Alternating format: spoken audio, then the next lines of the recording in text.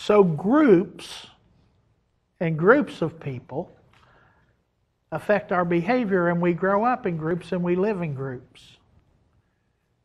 So a group is defined, and you got to have two things in order to be a group.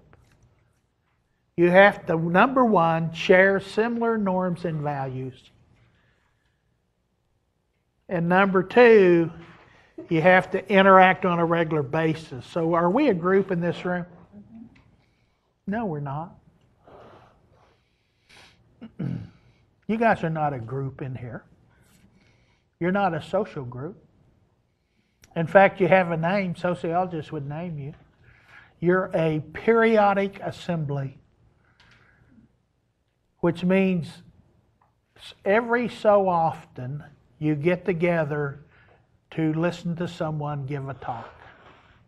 You're a collection of people.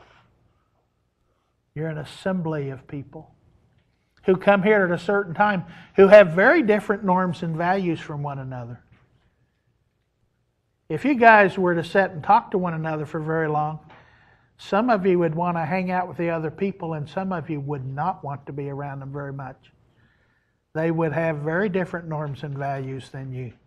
So primary groups require, number one, sharing similar norms and values.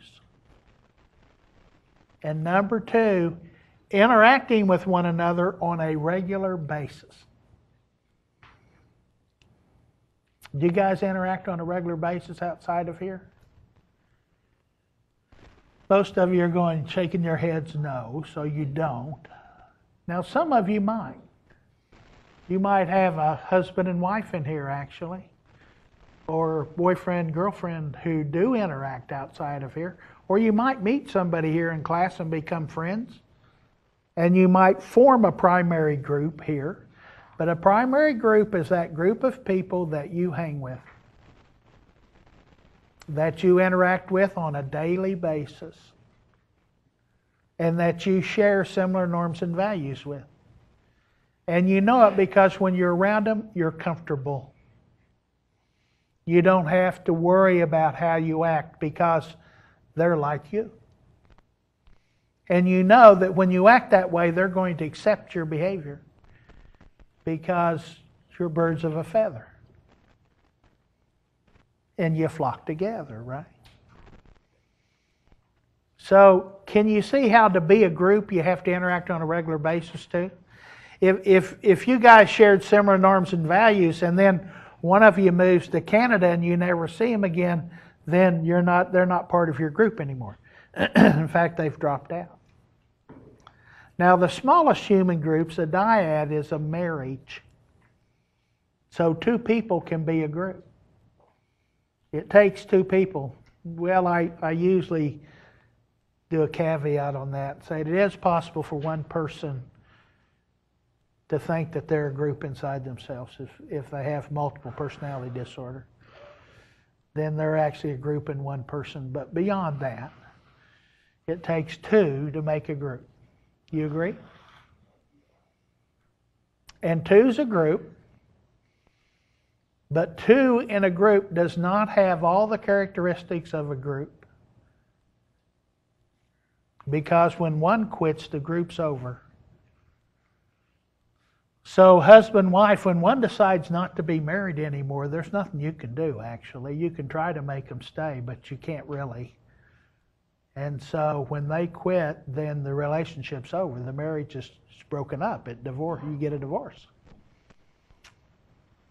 Now, when you add a third person to a group, then you have all the characteristics of large groups as well with three people, because two can gang up on one. And you can get a triangle. And if your group is ill, then the triangle will be victim, rescuer, and persecutor. Mom and dad. Dad mean, loses his temper, victimizes the child, batters him, beats him. Mom comes in, tries to rescue the children. You have the typical dysfunctional family there. Does that make sense to you? So groups can be functional or dysfunctional. It depends on the group. Primary group, think back to those kids that you grew up with and ran around the neighborhood with when you were very little and in grade school, your friends. And in high school, that's your primary group. Right now in college, I bet everybody's got pretty much a primary group. If you don't, you're kind of a loner. Or you're new. Or you're from another country and you moved here and you don't know anybody, which is highly possible in here as well. You're here to get an education and go back, and your group's at home, actually. But this is primarily mom and dad and the children. That's the typical primary group. Or you and your friends that you hang out with. And usually when we're about 12, 13, and we enter middle school, our groups are very large. They're 14 to 40 sometimes. But large groups. You have to be careful as parents when your daughter says, I want to have a birthday party, and they're about 12, because they'll invite the whole class. And you'll have 30 or 40 people over at your house for the party, and there won't be room for them all, because everybody's friends with everybody, and then you start paring down. And by the time you're in high school, you get a clique, and you usually get a group of about 3 or 4, maybe up to 6, who are very close. And you hang out together, and you meet at your lockers, and you walk home after school, and you do your homework together, and you go to parties together, and you drive in cars, and you go do fun things together. And it's usually enough people that will fit in an automobile. The automobile kind of cuts the group size down too, doesn't it?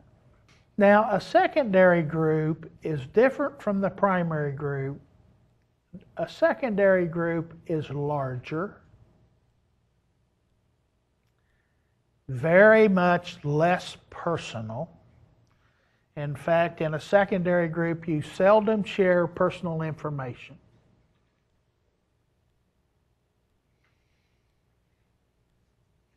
It's a special purpose group, a secondary group. It has a special purpose for it. Bridge group, chess club, a poker room at a casino is a secondary group.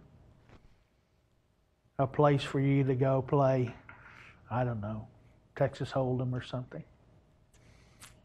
Okay? So primary groups versus secondary groups. But we're always in a group, aren't we? Now, if we have groups, primary groups and secondary groups, but we have groups, then we're going to have groups that are all together, the birds of a feather, that's the in group. And automatically an in group creates an out group. If there's a group that's in, there's a group that's out. Now here's a test question for you. Robert Merton says the characteristics of groups is that the in-group virtues become out-group vices. In-group virtues become out-group vices. What it means is if you start to act like the in-group, they'll see it as a vice, not a virtue, and they won't allow you in their group. They'll make fun of you for doing the same thing they're doing, actually, because you're not a member of their group. Now, when we get an in-group, out-group, then we can get one group picking on another group, can't we? Now, a famous experiment was done, and it was done in southeast Oklahoma, actually. And a guy named Sharif, S-H-A-R-I-F, Sharif, did this experiment with teenage boys who were going to a summer camp. Now, he wanted to create an in-group, out-group among the boys. So, tell me how you would do it. Put your sociology hats on. You want to create an in-group and an out-group. So how do you do it?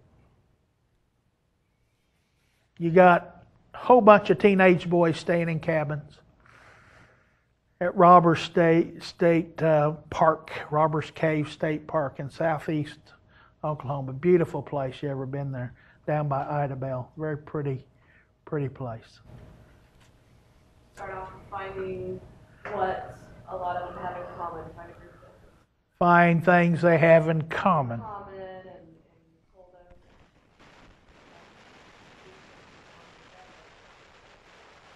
Yeah. In fact, if you just let them hang out, You can watch.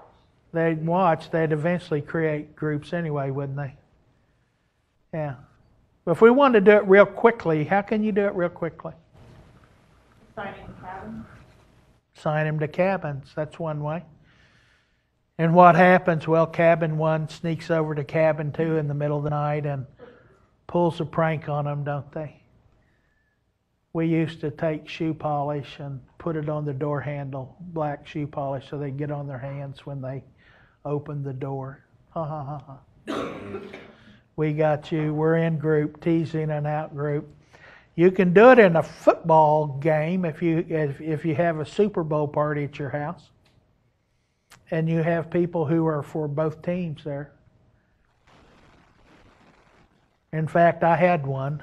It just drove me crazy. My wife and her best friend were for the team, and I was for the other team. And every time they scored, they'd get up, do this number, and dance, and look at me. Yeah, we're winning, we're winning. Have you guys ever done that with OU, OSU?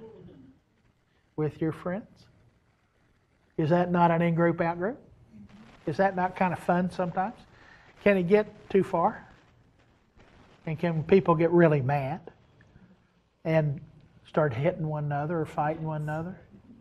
Yeah, sometimes, especially when there's booze around. And people lose their tempers because somebody went too far teasing, right? So at Robbers State Cave, what Sharif did is he put the boys in competition with one another and randomly assigned them to 2 teams and had them play flag football. And one team won. And before long, they named themselves the Eagles. And they started drawing eagles on their t-shirts. And the other group called themselves the Snakes. And they started drawing snakes on their t-shirts. So we had the Eagles and the Snakes. And they were competing in these flag football games. And then they would go into the cafeteria to eat lunch and dinner, and they got to the point where they were yelling at one another and teasing one another and getting mad, and they started throwing food and had a big food fight. And so Sharif decided he needed to break it down. So being a sociologist, he pulled them all together in a group therapy kind of setting, and he said, let's talk about our differences, and that made it worse. So now we got to break down what we started. It's too much. We got to make it stop. So how are we going to make it stop, folks? Shuffle the people. Do what? Shuffle the people. Shuffle the people. That would work, I think. Yeah, what else could we do? Do what? Make them work together? Yeah, how would you do that? Think it through a little bit. Give them one task. And both of them have to do it to get the task done? Yeah, perfect. Have you read this before? This is the perfect answer. I've never had it before. Good for you. Good thinking. Actually, Sharif calls that a superordinate goal. Now, superordinate means above normal, that everybody has to do, and usually it's a primary drive. So a good thing to use is food or water. Okay, you can use sex, but my gosh, at a camp, you don't want to go there. And those are kind of the primary drive. So what he did is that he took the boys and put them out playing football and competing against one another again, and then he sabotaged the water system. so they had no water to shower with. And they were hot and dirty and smelly, and they wanted a shower, and they had no water to drink. And he says, guys, the water system broke. We've got to move this pipe in. And one group says, well, we'll move it. And they went over the eagles, and they couldn't move it. And the snakes couldn't do it by themselves. And they all wanted water, so they all cooperated to put it in, and they got the water turned on and fixed. And they're all high-fiving one another. And they've all become friends because they've met a superordinate goal. Nationalism, superordinate goal as well.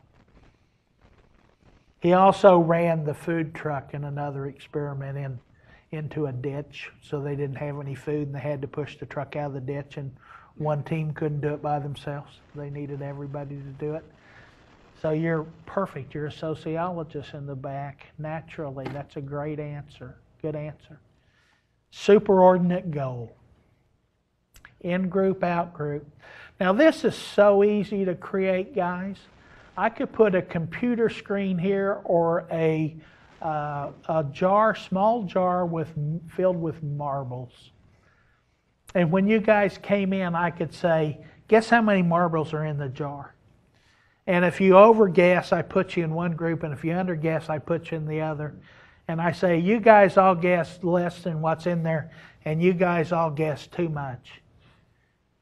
And now we've created an in-group, out-group. And what you'll start doing is one group will say, well, we're conservative and we conserve our money and we're reasonable. And you guys are big spenders and the fight starts. That makes sense? We could put dots on a computer screen randomly, which people have done, and have you try to, you can't count the dots. So you guess how many dots there are. If you overestimate, you divide them into groups. So any way you create any competition and you divide people into two, you have created automatically an in-group and out-group. Now the in-group will be a group that says, that's we and us. I identify with that group. And the out-group are them or they. And they're not us. And that's the out-group. It's called a clique in high school. So we click up. We group up, don't we? And sometimes you want to join a clique and you can't get in, right? So what do you got to do to get in? You got to find somebody in the group who likes you, that's willing to take you to the group and introduce you and say, hey, they're cool. I think they should be part of our group. And then the group will test them in a number of ways. And if the group likes them, then the group will accept them. But you got to have somebody vouch for you that you're neat enough to be in there. Or you got to be a football player, or a cheerleader, or a Palm Squad member, or somebody who doesn't do any of that, and who wears certain kinds of clothes or carries a skateboard with them. Or, guys, how many groups can we get in a little high school? Skaters, stoners, I don't know the new names. What are some of the new names? Some of you younger ones. Skaters, stoners. We used to have goat ropers, thugs. Thugs were guys that combed their hair back in a ducktail, put Brill cream on it, it was all slicked down, and wore T-shirts and rolled cigarette packages up in their arm or their T-shirt. Those were the thugs. Those were the bad guys. And the preps were the people who played football. Right? The jocks and the preps. And the preps dressed in certain kinds of clothes. So you had to wear those clothes, you remember? That uniform. Although we said there weren't any uniforms and we didn't want anything to do with it.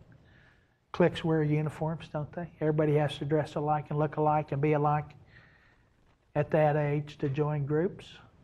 And then we get older and we think, oh, that's kind of silly. In fact, some people are pretty grown up in high school and they get it already and they think it's pretty silly. And they're usually outcasts for not joining the groups. Do you agree? They're a little smarter than the average bear, typically. Okay, now, can this turn really bad? Do you remember the two groups that were in Columbine that were fighting with one another? There were the preps, that was one group. What was the other group called? the trench coat mafia, and they wore black trench coats.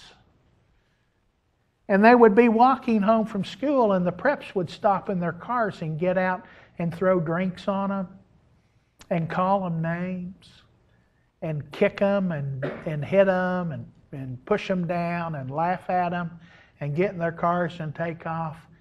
And what did the trench coat mafia guys do? They what? Retaliated, absolutely. And how'd they do that? Anybody remember? They went home and collected guns and bombs. And they went up to school and they started shooting people. Now, do you see how one group can cause another group, how interaction is dialectical? And how it escalates and builds? And how in a marriage a power struggle can develop, and how one can start hitting another in retaliation for something the other one does, and then a payback comes from the weaker one in some way to get the stronger one back by going out and being unfaithful, or going out and spending money, or doing something that makes them even madder. You can't control me, and the control battle starts. Robert Merton said what now? In-group virtues become out-group vices. Doesn't that say it all? In-group virtues become out-group vices. Yeah, states it pretty clearly, I think. Robert Merton's a great writer. Now, there's some other kinds of groups we're going to name. A reference group is a group that you look to when you want to become something, and then you try to become like them. So, if you're a nurse and you want to be a registered nurse, then you would probably look at the American Nursing Society's webpage. And you would say, what do these people have to have degree-wise to be a nurse? If you want to be a counselor, you can actually look at the Licensed Professional Counselor webpage, and it will give you coursework you got to have in school and college that you got to take in order to become a member and get a license to do therapy. The American Psychological Association does the same thing. So all these associations are parts of reference groups.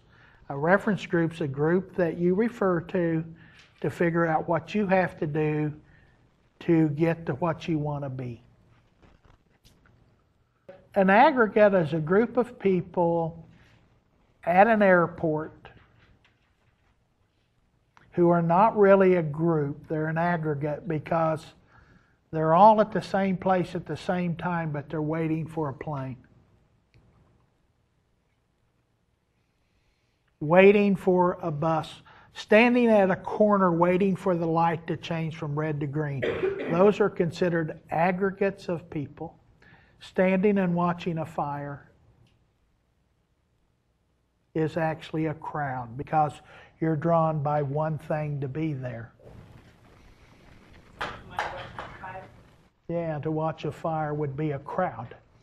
If you're obeying, if you're starting to burn yourself, you would have a different name. We'll get to that later. But an aggregate then, milling around, collected at the same place at the same time. Now, I go to the airport, and we're there one day at Will Rogers, and we're there for 8 hours because it's too windy to land in Las Vegas where we're going. Now, it's not too windy at Will Rogers, but we can't land, so we can't fly out. So we have to wait for the wind to die down in Las Vegas before we can leave. 8 hours in Will Rogers, imagine it. I read 3 novels because we had a whole aggregate of people wanting to get on the plane, right? My wife, meantime, meets 12 new buddies. She's very outgoing, my wife, very talkative, very friendly, very nice. And the next thing you know, they're all passing baby pictures around and email, and they're getting on one another's buddy list. And oh, she's just amazing. So she has about 12 names when she leaves, and she's formed a group while I'm still, a primary group while I'm still reading novels, okay, all by myself over there. Different between an extrovert and an introvert, I guess, huh?